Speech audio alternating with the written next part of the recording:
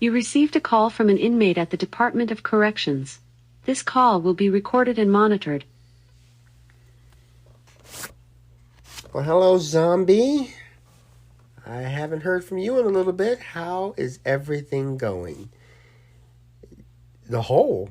What? Oh, my goodness. So they put you in SEG because you were talking back to some officers? Well, they considered it a threat. So I guess they're putting you in SEG because you're a threat to them? Or is this a punishment for you? Well, what happened? What brought all this about? Well, yeah, I know Rachel. She's going to be suing the Department of Corrections. And I heard they went into your cell and they confiscated legal papers. Was this pertaining to everything? So they didn't touch any of your stuff, but they took all of her legal papers. Oh, I can't even begin to tell you what's wrong with that. Well, where was Rachel?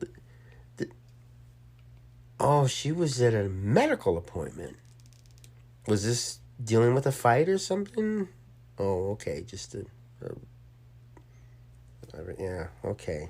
So this was not unusual for her to go, and so they knew she was going to be out of the way, but they didn't expect you to fight back. But did you swing, kick, throw anything? No, nothing. No physical, just verbal. I guess some people consider that especially if you say I'm going to harm you or kill you or something. But you were just a. Oh boy, wow. Out here, they probably wouldn't even bat an eye. Well, do you think this had anything to do with you being a transgender? Is this one of those? Okay. Well, yeah, I guess. Yeah, I suppose you're right. That's been going for you for quite some time. Man, that is a shocker. But I really do think this was because of a retaliation, because she's suing them, and they want to find out what she's got. On the bright side, they wouldn't be going into that cell conducting this illegal seizure unless they felt threatened. This goes back to Watergate. President Nixon felt that his chances of winning the election were jeopardized by some information that his opponent had, and so he wound up partaking in an illegal activity when he really didn't need to. And this particular case, they probably felt threatened, and I'm thinking Rachel has a good case here, and I think, yeah, I agree. She is definitely bound and determined, and she's very smart. These jailhouse lawyers. Oh, okay. So they're telling you that she was charging for her services to help other inmates? Well, do you see any truth in that? Or, well, you got to keep your open mind, got to follow the evidence, and, seek out the truth. Okay, so as far as you know, she wasn't doing anything wrong. You have 60 seconds remaining. Okay. Well, I'll have to talk to Rachel and see what's happening. So hopefully you can get a message to her to give me a call, or maybe. Oh my goodness, yeah. Well, okay, good. So she'll definitely have to file some complaints. What about you? You talk to anyone? Okay, ombudsman. Yeah, and a grievance. Okay, good. Because they're going to keep doing this unless you fight back. You have 30 seconds remaining. And the fact that they did it doesn't surprise me. It's just that they keep getting away with it. And that's why we're here. That's why we have prison reformists. That's why you have your supportive relationships. Well, I'm glad you called. And I hope everything works out for you. Stay out of out of trouble, but don't let them walk all over you. You know, there's certain things that they can do and a whole bunch of things they can't. And sometimes we just have to remind them the difference between the two. Good.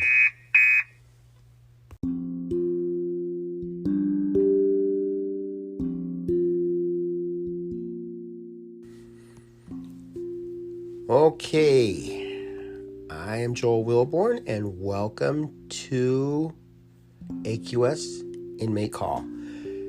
That was a conversation with Zombie, who is roommates with Rachel. And Rachel is a jailhouse lawyer. She had some issues with her health, and she felt that she was mistreated, and procedure wasn't followed, and her health deteriorated because of that. So she's suing the Department of Corrections, and from what I hear, she has a really good case. You know, she's suing them for over $1 million, and she's gathering all her information, doing all her research, using the law library. She's doing what we expect people to do. She's bettering herself. She's improving her knowledge and her chance of success upon release. And you really can't argue with that. That's a good thing. That's what we should do with the prisons. They should come out better than when they went in. And, of course, the most important thing is they shouldn't be committing any more crimes and going back. And when you really work with a person, the chance of success is very good. And Rachel's one of those. Now, you know, with all this going on, it looks as if the Department of Corrections is getting a little nervous. So they conduct a raid while Rachel is doing a checkup, you know, because of her physical disabilities, thanks to them. And Zombie's in the room, and Zombie, who is a transgender, immediately asks, you know, what's going on? Why are you in this room? And, you know, it's not up to us. It's we were told to do this. And and Zombie notices that they're grabbing Rachel's legal documents. So, of course, Rachel's speaking out, you can't do this. This is illegal. They're saying we were ordered to. It's not up to us. And she's more or less taking it out on them. Now, she's had a lot of issues because of being transgender. You know, a female that identifies as a male. So, you know, technically, she's a male. That's how she identifies. So, to say he is in the cell with his roommate, who is being raided by the prison officials, and her property's being taken, you know, Zombie's thinking this could be something that is related to the case. So, and you know, of course, at face value, that's exactly what it looks like. But I'll have to talk to Rachel to get the inside scoop. And, you know, with this reputation that Zombie has, I don't know. Maybe some of that played into it. But Zombie is going to file some grievances and file some complaints with the ombudsman, and, you know, reach out to the supportive relationships out there. So he's doing everything he can to take care of this. And I'm hoping to speak with Rachel and try to get to the bottom of it myself. Now, this particular call is based on two situations I recently ran across. Now, Candace, whom I interviewed with Oxyword on my Joel Wilborn YouTube channel, was going to be searched, and Candace didn't like this.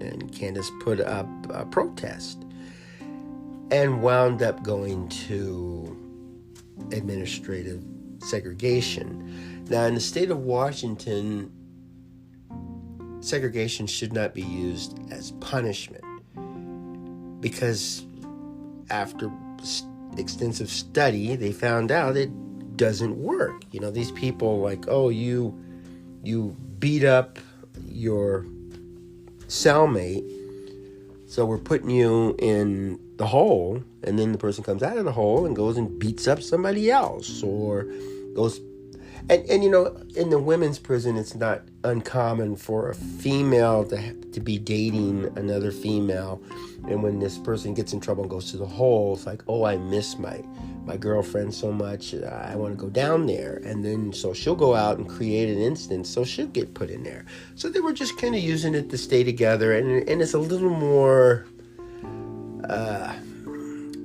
well, we'll say it's a little less crowded down there, and you have more opportunities to be together.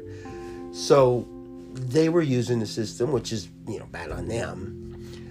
And then it just shows that segregation really wasn't working. So the state of Washington decided, let's just get away with that. And so that way, if somebody is in danger, you know, if a group of people say we're going to beat you up, segregation is a good place to put them. Now, in the case of Rachel, there's a person that's in the female prison, and she's a jailhouse lawyer, and she is going to be suing the state of Washington and the Department of Corrections because of the treatment that she got. And she had her stuff confiscated. You know, we put up a fight, and she put up some grievances, and she was able to get her stuff back, which is good. You know, my hats off to him for doing that. But, you know, we should never have gotten into this situation. And they did take some items that had other incarcerated people's names on it. You know, like she had some legal documents from another prisoner. They confiscated those, didn't give them back to her, and they took some of her legal documents. And see, that's where we have the big issue. So being a jailhouse lawyer, she knows the rights, she knows the policies, she knows the law. So I'm not overly concerned about her. She's going to be able to deal with this in her way, and I can just be support for her. It's just we need to find out, you know, what's going on. And of course, when I'm talking to her over the phone and there's people that could be listening, she's not going to say, oh yeah, I was selling my services to some other inmates. You know, I don't expect her to say that, and that's her business. The thing is, you don't go into a person's cell and do that. And it does make me wonder, why would somebody who's innocent do something like that? And, you know, even people that aren't too familiar with the situation, like maybe you're hearing this for the first time, you may come to the conclusion that, no, this is not right. They shouldn't be doing that. So we really got to keep an eye on these people, and that's why we're out here. We're going to shine lights on them. They're slipping around in the dark, and then the spotlight shines on them, and that's the ones that we do. So there's two situations I based this on. And it's of a concern of mine. One of them is putting people in segregation as punishment, even collective punishment. You know, let's say Zombie did get into an altercation with one of the guards, and so they locked down the prison and put everybody in their cells for the rest of the day. Why punish everybody in the prison for what one person did. They would do things like that for war crimes. They'd lock somebody up and, it's considered a war crime when people would capture a person, confine them, as a war prisoner, and then let's say one of the prisoners, or maybe three of the prisoners, decided, hey, we're going to escape. So they attempt to escape and get caught. So they come back and they punish all the prisoners. Like, because these three people tried to get away, all of you are going to be punished.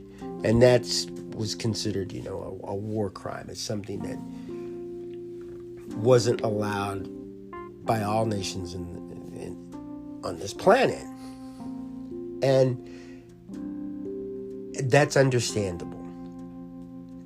So if you have three children living with you and you're responsible for these three kids, and one of them winds up getting caught with her hand in the cookie jar, why punish all of them when you know for a fact it was just one?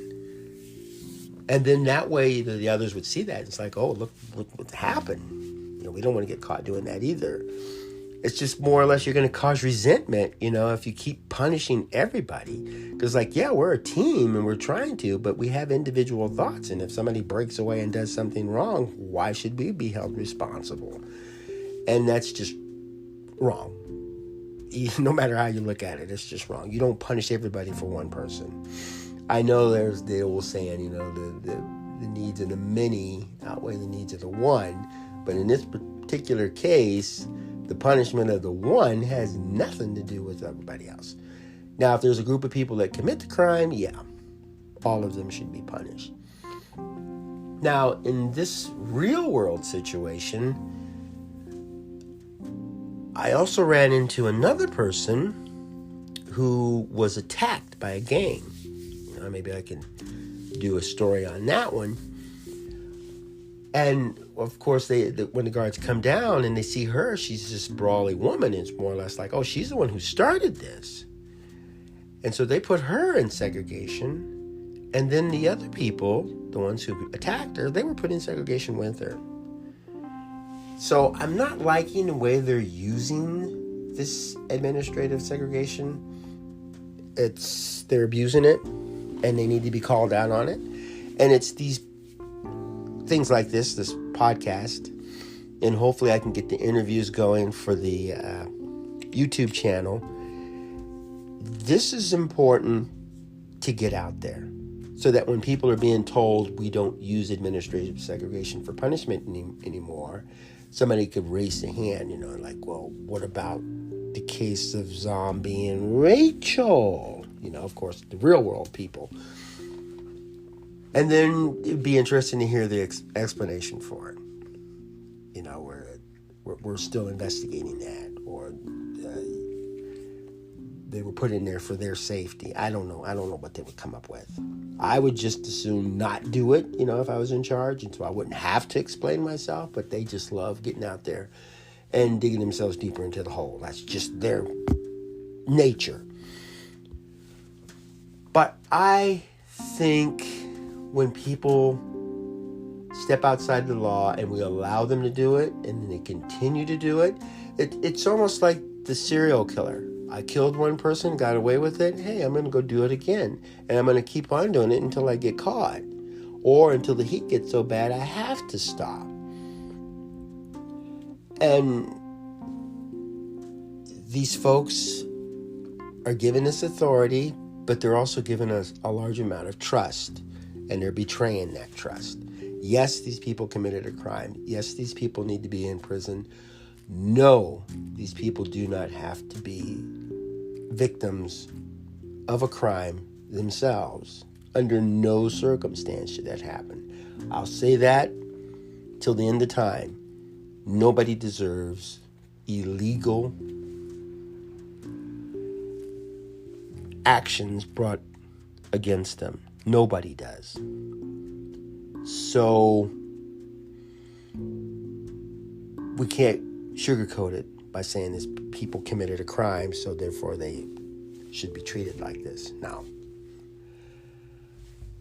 okay, this is for discussion, something to get out, think about, sit down with your friends, your family, your loved ones, and maybe together you can brainstorm and come up with something that you could do, putting your foot forward to make a change. Don't have unrealistic expectations. You're not going to go out on Monday and then it's all going to be resolved by Friday. You know, this is not a crime drama episode where everything's all resolved in 1 hour.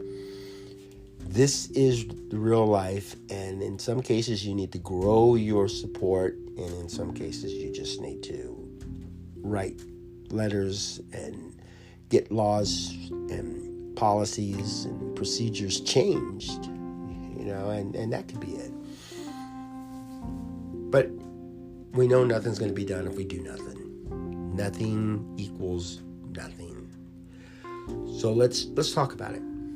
Let's see what we can do. You know, look in the mirror and ask that person, what can you do to help make a change? And then give it a shot. If it fails, try something else. So I ask that you go ahead and go to YouTube, do a search for Joel Wilborn or Oxyword, and take a look at some of those interviews and maybe make a comment or join the subscribers, or show it to some people and open up some discussion. You know, the best I could hope from all this is that you at least talk about it. And then, of course, the ultimate success would be that we do it and make some changes and improve things. But it's not going to happen if we don't do anything. So go ahead, take a look at the YouTube interviews. Talk with your loved ones, talk with the senators, representatives, and let's get the ball rolling. So, go out, have a wonderful day, and make beautiful memories for tomorrow.